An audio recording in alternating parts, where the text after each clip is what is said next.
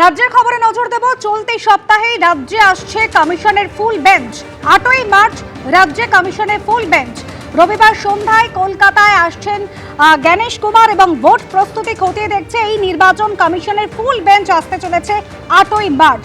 রুমা পাল আমাদের প্রতিনিধি রয়েছেন আমাদের সঙ্গে। রুমা, দেখো, জানিয়ে রাখি যে 9-10 যেহেতু বৈঠক রয়েছে এবং একদিন আগেই অর্থাৎ 8ই মার্চে কিন্তু একদম নির্বাচন কমিশনের ফুল বেঞ্চ অর্থাৎ মুখ্য নির্বাচন কমিশনার জ্ঞানেশ কুমার সহ অন্য দুজন ইলেকশন কমিশনার এবং তাদের সমস্ত আধিকারিকরা কিন্তু আসছেন। এবং সেক্ষেত্রে 9 তারিখে একটা বিশেষ সারাদিনেরই বৈঠক রয়েছে, যেখানে একদম জেলা নির্বাচনী আধিকারিক, অন্যদিকে অবশ্যই পুলিশ আধিকারিক সকলের সাথেই কিন্তু বৈঠক রয়েছে আলাদা করে। এবং তার পরের দিন অবশ্যই সাংবাদিকদের মুখোমুখি হবেন। এবং এটাও ঠিক যে যেহেতু 8ই মার্চ সন্ধ্যাবেলা আসছেন, 9-10 ঠাসা কর্মসূচি রয়েছে এবং একদিন আগেই কিন্তু রাজ্যে পা রাখছেন কমিশনের ফুল বেঞ্চ, এমনটাই খবর।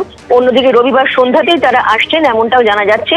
তবে এটাও ঠিক যেহেতু দুদিনের ঠাসা বৈঠক রয়েছে, সেই কারণে 8ই মার্চ সন্ধ্যাবেলায় তারা চলে আসছেন এবং 9-10 কিন্তু বৈঠক রয়েছে।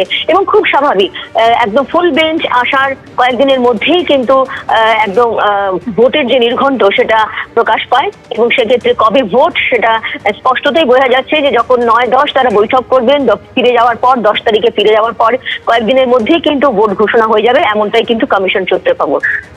ধন্যবাদ রুমা।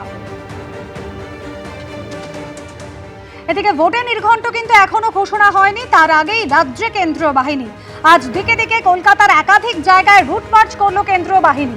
রাসবিহারীতে রুট মার্চ কেন্দ্রীয় বাহিনীর জওয়ানদের, তালতলা পঞ্চশায়রেও কেন্দ্রীয় বাহিনীর রুট মার্চ, বেহালায় কেন্দ্রীয় বাহিনীর মহিলা ট্রুপের রুট মার্চ।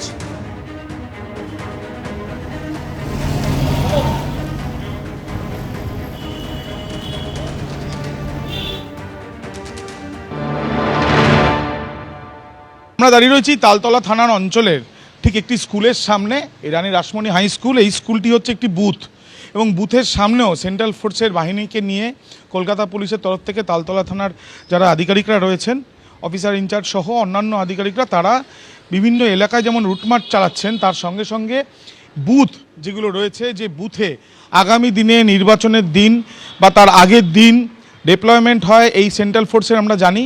এবং সেই ক্ষেত্রে আগে থেকে যাতে বুথের আশেপাশে সমস্তটা চেনানো যায় সেই প্রক্রিয়া চালানো হচ্ছে।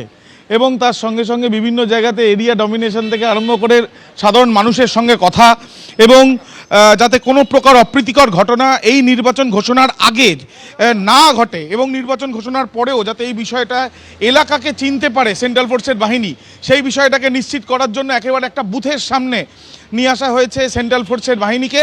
আমরা কলকাতা শহরের বিভিন্ন অঞ্চলে দেখছি আমরা যে রুট মার্চ চলছে, তার সঙ্গে সঙ্গে নতুন প্রক্রিয়ায় এই বুথের সামনেও কিন্তু সেন্ট্রাল ফোর্সের বাহিনীকে নিয়ে এসে কলকাতা পুলিশের তরফ থেকে এই চালানো হচ্ছে এই রুট মার্চ।